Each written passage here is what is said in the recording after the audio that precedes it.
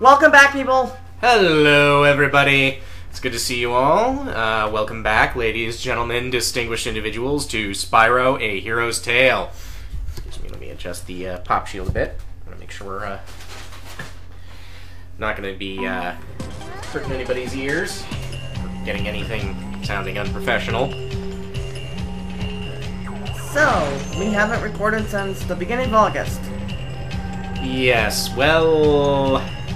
Okay, I actually don't have an excuse for that. Ooh, excuse me. Pardon me, just had lunch despite it being like 5 in the afternoon. Today was a weird day. No. Nope, that's so much for that. Well, let's see. Try this again. Since it's been a while since we recorded, let's see in news. Pretty much the entire eastern part of Washington is on fire. Oh god, yes. You have no idea. Well, okay. People in, like, Central California will probably feel our pain on this one, but... Mother of God. Everything is on fire. My hair is on fire. The water is on fire. The clouds are on fire. Why does everything burn?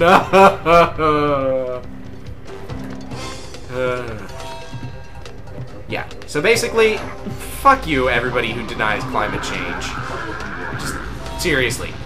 Well, Go fuck yourselves. It's not just that, it's that the environmentalists decided that having animals out there to cut the grass down was more harmful to the environment.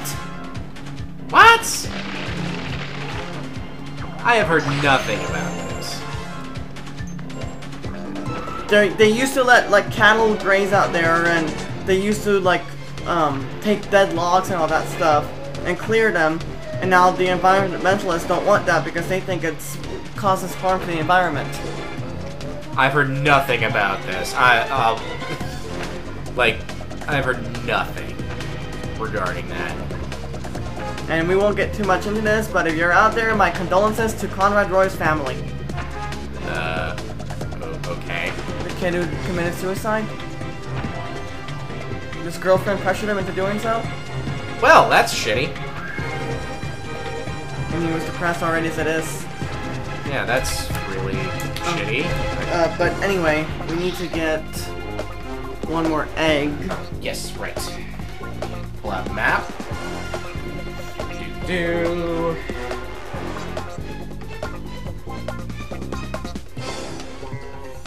Okay, yeah.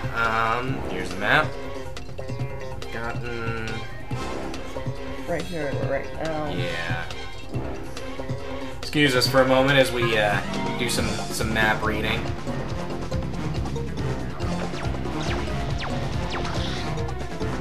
Okay.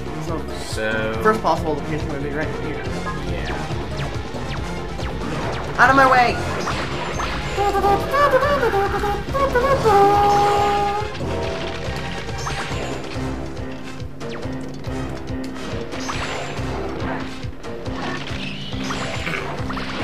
So I do have to wonder where all of this. Wait a second. Does that thing have 2 heads? No. Well, one of them. You'll probably see it when you go back over this. You know, post production, but the one of the lizards you froze looked like it had 2 heads. That was pretty weird.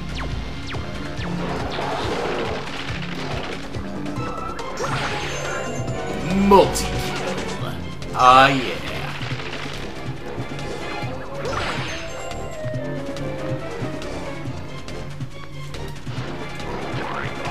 Ow.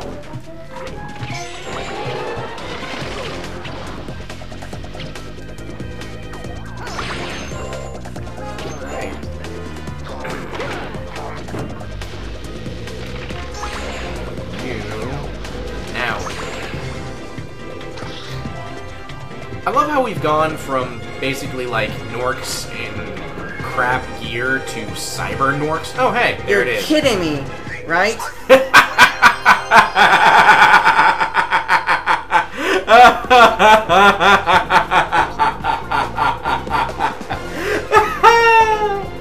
Oh, that's just too good.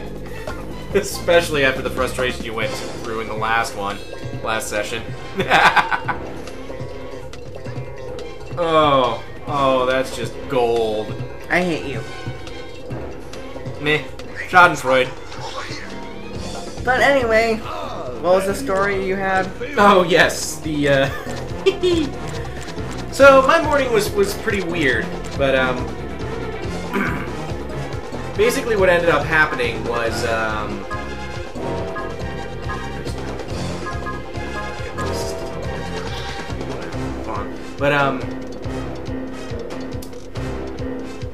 so my grandparents are visiting for the fair this weekend, because we have a county fair that's actually pretty big, as county fairs go, especially considering that ours is, home to one of, I think it's like the top 3 biggest rodeos in the United States. And as such, school starts like 2 weeks later here than in other places. Suck it. Anyway, the thing is, my grandparents were going to visit, but they decided to visit like a couple of days early. So last night, I had to go out there at like, go pick them up from the shuttle they took from the airport. And I had to pick them up from that at like 1 in the morning, which, okay, for me that's not that huge a deal, but you know, it's 1 in the morning. And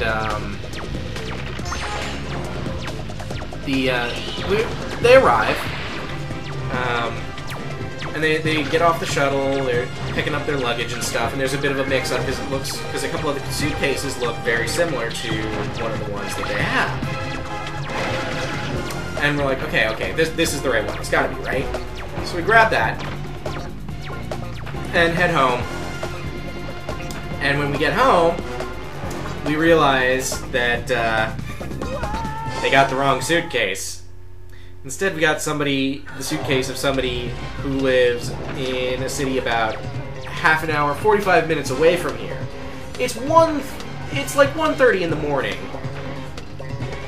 And nobody, like, what are we supposed to do? So we call the shuttle people, and they say, okay, we get it worked out after, like, you know, a good 15, 20 minutes of phone wrangling. That they'll just put the right suitcase on the shuttle for the morning, and we'll go pick that up. So, and we'll return the suitcase to the guy. He'll come get his suitcase. So we head out there at like 8:30 this morning, which, if you know me, you know I'm not a morning person. Mornings. It was a miracle I managed to get out of bed this morning for this, but, you know, we're talking about my grandparents' luggage here, so. We get there, and the guy arrives. He's pretty grouchy about it. I mean, not understandable. You know, it's understandable that he'd be this grouchy, because, I mean, I would be too. You know, he's, you know, going on about 40 years of traveling, and this has never happened to me. You don't get this when you have competent people running the shuttle. And I'm like, dude, quit grousing. It happens. It's like, statistically, this is bound to happen sooner or later. Were you thinking that, or did you tell him that? Oh, no. Well, I mentioned the statistically thing, but I was thinking the rest of it. I'm not going to be an asshole. This guy's not having a great day. So, you know, I figure I'll cut him some slack. So we hand off the suitcase, and then the shuttle arrives that's supposed to drop off the right suitcase, and it doesn't have it. So we're like, wait a second. And the guy's like, yeah, no, the dispatch didn't give me anything. What? No, they didn't. They didn't say anything to me. What? So eventually we just call the company, and they tell us, after a good solid 10 minutes of waiting on hold, they tell us, oh, yeah, we put it on the 5 a.m. shuttle so that they would drop it off for you there. Well, thanks for telling us! So they dropped it off at the hotel, and it was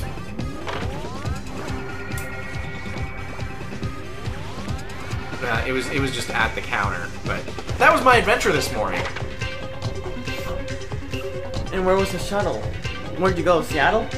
Oh no, we didn't have to go all the way to Seattle or anything. We just Yakima? no, just here in town. Okay. But yeah, that was my that was my morning. Imagine if it were in Seattle. Oh god, I wouldn't. I'd have been ready to murder something. So, and this is because of the story, we totally missed this. But yeah, now we're in Red's map. That's all, folks. Red's laboratory. There we go. Had to get the Porky Pig out of my system there. Playing around with some switches. Platforming.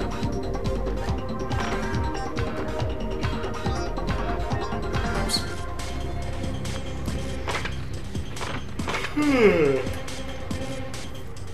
You know, we can probably finish this today if I can just Get it together. Well, that would be cool, yeah. And now I'm kind of curious. What do you think of the design of this particular area? I love it. Case closed. You're not going to elaborate? You're not going to explain why you love it? Come on, dude. This isn't some random YouTube comment. We need... I need verification. I need sources. Come on. I love it because it's a Spyro game. We've graduated from YouTube comment to Facebook comment. Well, okay, like... What's cool about this particular area? What does this area have that no other area has? I don't know. I never really think about that stuff. There. Well, sure. Okay, fine. Let's get you thinking about this stuff. What does this area have that the others don't? In your opinion? Laboratory? Well, okay, yeah, it's a laboratory, but like puzzle-wise, enemy-wise, what sets it apart from the other areas in the game? The final dungeon? I don't know. You're making me think. That's the idea. I'm trying to get you to think about games.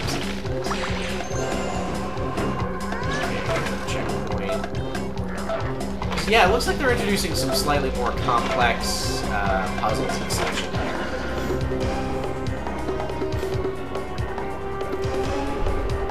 Well, and I also appreciate, like, this is kind of cool that they're giving us some actual visual storytelling in here. Like, we're seeing these Norg-shaped readouts on the computers, and we see the mecha Norgs on the, you know, as our enemies. And it's telling us, hey, he's plotting something involving converting all of these Norgs into mecha Norgs. This is probably going to be bad.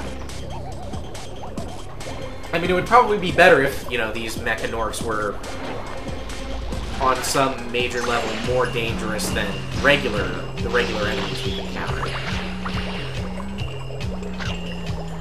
Because as it is, I don't see much setting them apart.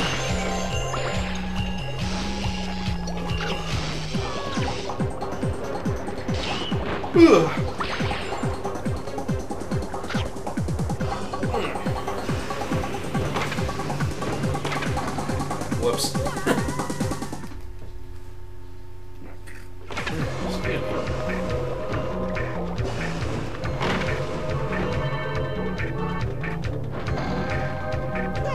I hate my life.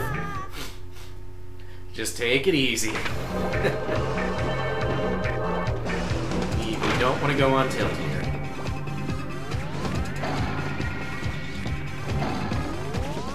Uh-oh. Oops.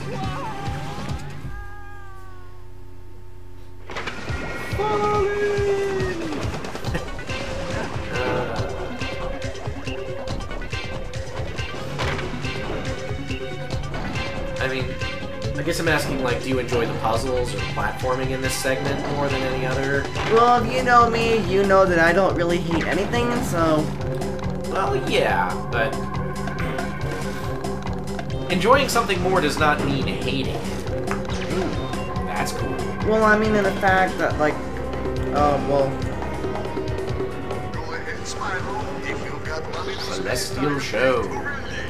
Like sitcoms. Many people don't like the sitcoms I like. Right, yeah. I'm just asking, like, what in particular do you like about this area? Is it just the visual design of the place? You know, running around this big, cool cyber laboratory. So the fact that I have you here with me. Okay.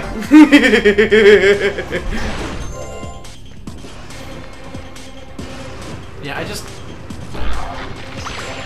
I know I get a little pushy about it, but I do really want to, like, get your opinion on stuff in these games, like how you feel about them.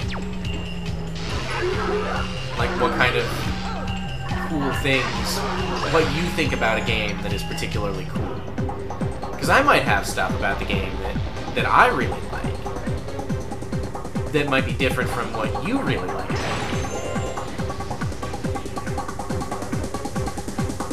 I mean, just take Kingdom Hearts, for example. I really love the boss fights and stuff. And the storyline is neat and all, but what really draws me into it is just how fun the boss fights are, especially in Kingdom Hearts 2. Ow, yeah, lasers. Laser beams. I love letting the allies attack. Well, right, you like finding these little mechanical things about the game to mess around with. Like, I guess... Well, and we should probably save this for when we actually do Kingdom Hearts, I guess. But, like...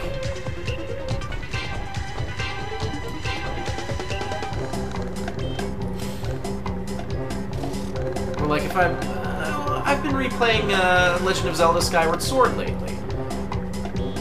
What is that? Aha! Thought that might be grabbable. And that's actually a good case... This is actually a good case in point. Sorry to diverge suddenly from the subject here. But that's a really good example of, like, visual communication in a game. They make those glowing green to set them apart from the rest of the, from the thing. So you wonder if you immediately think about, like, maybe I can interact with them. And we get a nice shiny white gem.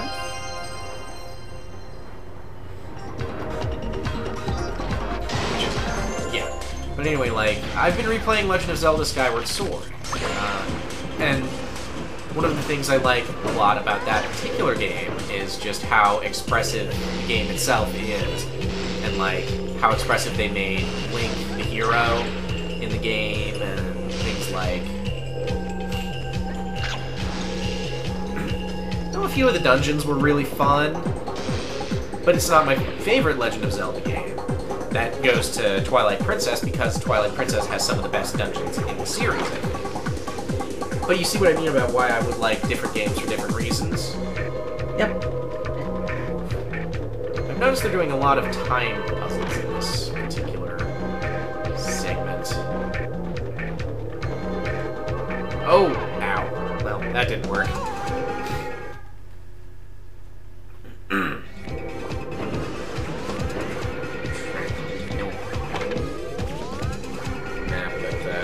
Doesn't matter as much. Oh. Well, thank you. Okay, yeah. Alright, let's go. We're like... Well, okay, why do you like the Crash Bandicoot games? What do you like about them? Platformers? Just that they're platformers? I guess. Well, okay. But say I gave you another game that's just a platformer. What would you... like... Well, okay. Klonoa's also a platformer, and we've been playing that. Do you like that just because it's a platformer, or do you like Crash Bandicoot better than that? Better than Klonoa? Well, at this point, probably Crash, because I'm more familiar with it. Okay, yeah, that works. And like Crash Team Racing was pretty much a Mario Kart copy, but much better from a lot of sources I've read. Well, I think what they usually mean is that Crash Team Racing did the Mario Kart copy thing better than a lot of other Mario Kart copies. In that I've played a lot of the Mario Kart games, and, well, I can certainly see how some people would consider CTR better. Ooh, that was... oh, wow, that was close. That was less close. And it certainly did a lot of things right.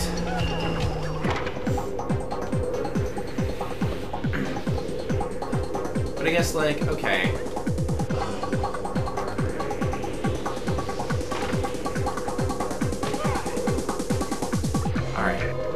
how about this for another angle on that? What separates something like... what's good? I'm trying to come up with a good comparison here.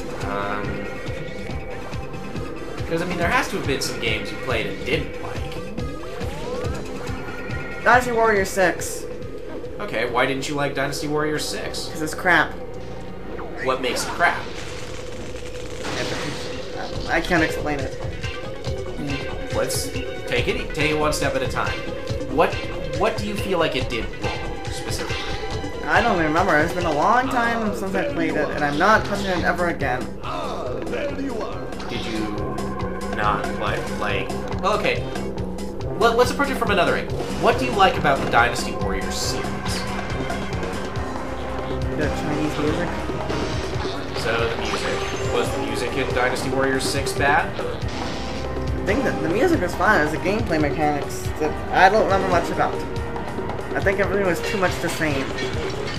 Oh, yeah, yeah, I remember now, because from what I remember, 6 was a rush job, so a lot of characters ended up with the same moveset, despite the fact that they've all been unique in the past, 5 games.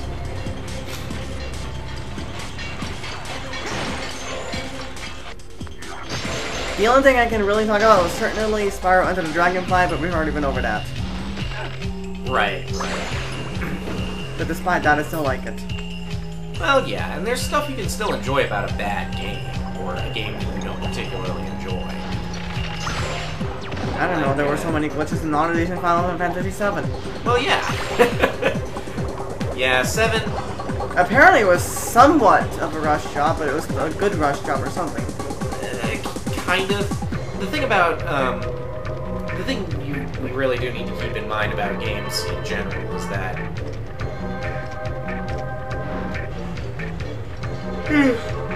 pardon me.